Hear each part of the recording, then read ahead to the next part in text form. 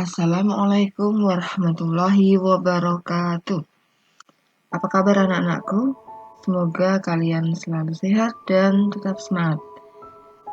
Hari ini kita akan melanjutkan pelajaran IPA tentang adaptasi tumbuhan. Sudah siap? Silahkan buka buku paket ESPS kalian halaman 41 sampai dengan 44 serta LKS halaman 40 sampai 48. Baik, kita ulang sebentar tentang adaptasi hewan dan tumbuhan yang sudah disampaikan pada materi minggu yang lalu. Penyesuaian diri atau adaptasi adalah upaya memperoleh makanan dan melindungi diri dari musuhnya atau lingkungan yang berubah. 1. Upaya memperoleh makanan, contohnya adalah dengan kemampuan lari cepat atau mengejar, dengan bentuk mulut serangga yang bervariasi, kemudian akar panjang tumbuhan gurun seperti kaktus, dan lain-lain. Yang kedua, melindungi diri dari musuh, contohnya dengan cara menyerang, menghindar, menyamar, mengelabui, atau menipu. Dan yang selanjutnya, melindungi diri dari lingkungan yang berubah dengan cara menggugurkan daun, estivasi, hibernasi, dan lain-lain.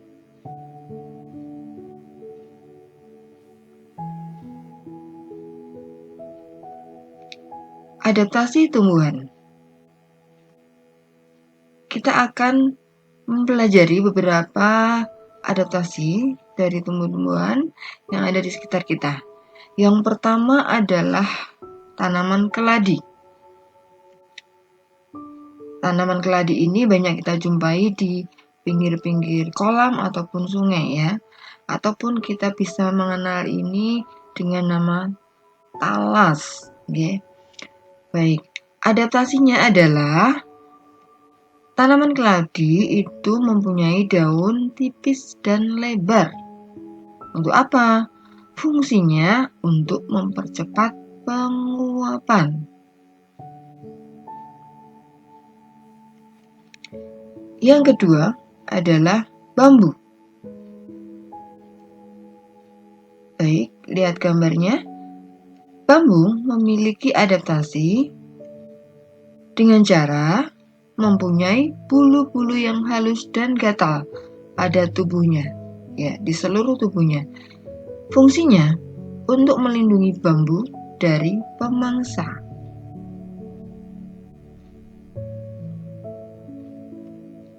Yang selanjutnya adalah tanaman jagung.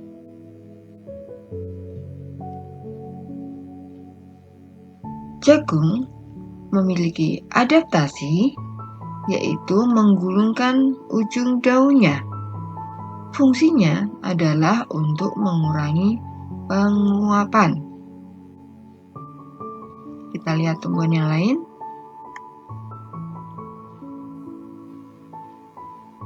Yang keempat adalah nangka. Kita lihat gambarnya seperti ini.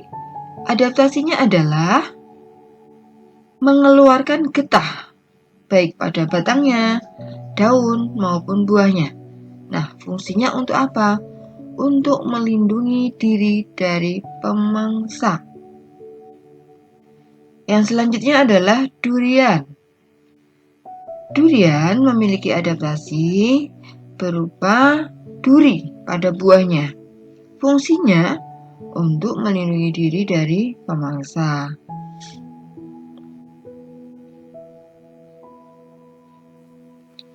Baik, selanjutnya yang keenam adalah putri malu.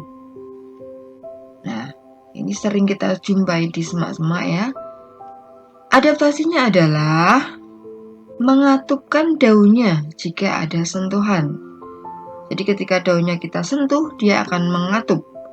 Fungsinya untuk melindungi dari hewan pemakan tumbuhan atau herbivora. Kemudian yang ketujuh adalah mawar. Mawar itu batangnya memiliki duri. Nah, fungsinya untuk melindungi diri dari pemangsa.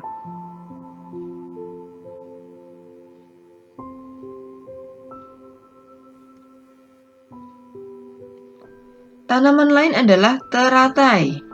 Ya, teratai ini sering kita jumpai di kolam-kolam ya. Adaptasinya adalah ada beberapa. Yang pertama, mempunyai batang yang berongga berisi udara. Fungsinya agar dapat terapung di air dan ini sebagai keluar masuk CO2 pada proses asimilasi atau fotosintesis. Kemudian mempunyai daun yang lebar dan tipis untuk mempercepat penguapan. Dan yang ketiga adalah daunnya memiliki lapisan pembersih untuk membersihkan daun dari kotoran. Jadi jangan sampai kebolak-balik ya. Yang batang berongga agar dapat terapung, daun lebar dan tipis untuk mempercepat penguapan, dan lain-lain. Tidak boleh terbalik-balik. Yang kesembilan adalah tanaman kantong semar. Nah, tanaman yang hidup di daerah rawa yang miskin nitrogen. Nah, adaptasinya adalah dia menghasilkan cairan. Cairan ini berfungsi untuk mencerna serangga guna memenuhi kebutuhan nitrogennya. Jadi kalau ada serangga yang mendekat, kemudian nanti akan masuk ke dalam tubuh kantong semar dan cairannya itu akan dicerna oleh tumbuhan tersebut.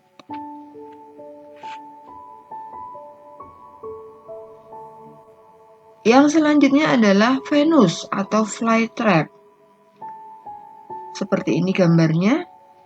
Adaptasinya adalah mempunyai daun yang berbentuk engsel, bisa membuka dan menutup. Fungsinya untuk menangkap mangsa. Daunnya itu mengeluarkan bau yang khas dan berwarna mencolok. Fungsinya untuk apa? Untuk menarik perhatian serangga. Tanaman selanjutnya adalah enceng gondok. Ya, pangkal daunnya menggembung tangkai batangnya ya. Adaptasinya adalah batangnya menggembung. Ya, terdapat rongga-rongga yang berisi udara. Fungsinya untuk membantu mengapung di air untuk pernafasan. Memiliki akar yang serabut atau akar serabut untuk keseimbangan agar tidak tenggelam. Selanjutnya adalah kaktus. Tanaman yang hidup di daerah gurun. Adaptasinya adalah mempunyai daun berbentuk duri. Ya, ingat daun berbentuk duri, bukan mempunyai duri ya. Nah, ini berfungsi untuk mengurangi penguapan. Kemudian batangnya menggembung berisi jaringan spons untuk menyimpan cadangan air. Batangnya mempunyai lapisan lilin yang tebal. Fungsinya untuk mengurangi penguapan. Kemudian akarnya itu panjang dan kuat untuk mencari cadangan air dari tanah ataupun dari tempat yang jauh agar dia bisa mencari air ke tempat yang jauh. Dan yang terakhir adalah menghasilkan nektar yang berbau harum. Fungsinya untuk menarik perhatian serangga guna nanti membantu penyerbukannya.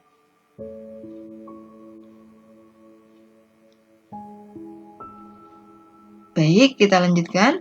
Yang selanjutnya adalah tanaman bakau, tanaman yang hidup di daerah pantai. Seperti ini, dia mempunyai dua akar, yaitu akar nafas dan akar tunjang. Akar nafas fungsinya untuk membantu bernafas, sedangkan akar tunjang untuk menopang dari deburan ombak. Seperti kita ketahui, tanaman bakau ini juga berfungsi untuk mencegah abrasi di daerah pantai. Yang selanjutnya adalah pohon jati. Kita sering melihat pohon jati menggugurkan daunnya di musim kemarau. Nah, itu adalah adaptasinya, yaitu menggugurkan daunnya atau disebut juga meranggas. Nah, fungsinya adalah untuk mengurangi penguapan. Yang ke-15 adalah kecubung. Seperti ini tanaman kecubung. Adaptasinya adalah semua tubuhnya, terutama daun dan bijinya itu mengandung racun. Fungsinya untuk melindungi diri dari pemangsa. Selanjutnya adalah tanaman jarak. Adaptasinya adalah memiliki biji yang mengandung racun. Fungsinya adalah untuk melindungi diri dari pemangsa.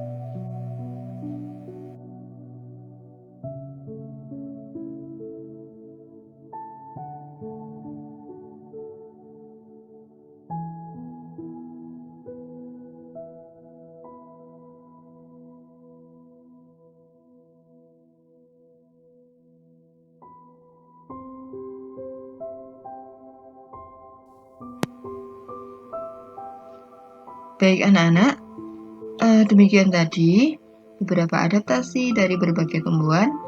Untuk lebih lengkapnya, kalian bisa membaca dari berbagai sumber, mempelajari dari internet, ataupun buku-buku yang lain, sehingga kalian lebih banyak ilmu tentang adaptasi tumbuhan. Demikian, hari ini tetap semangat. Assalamualaikum warahmatullahi wabarakatuh.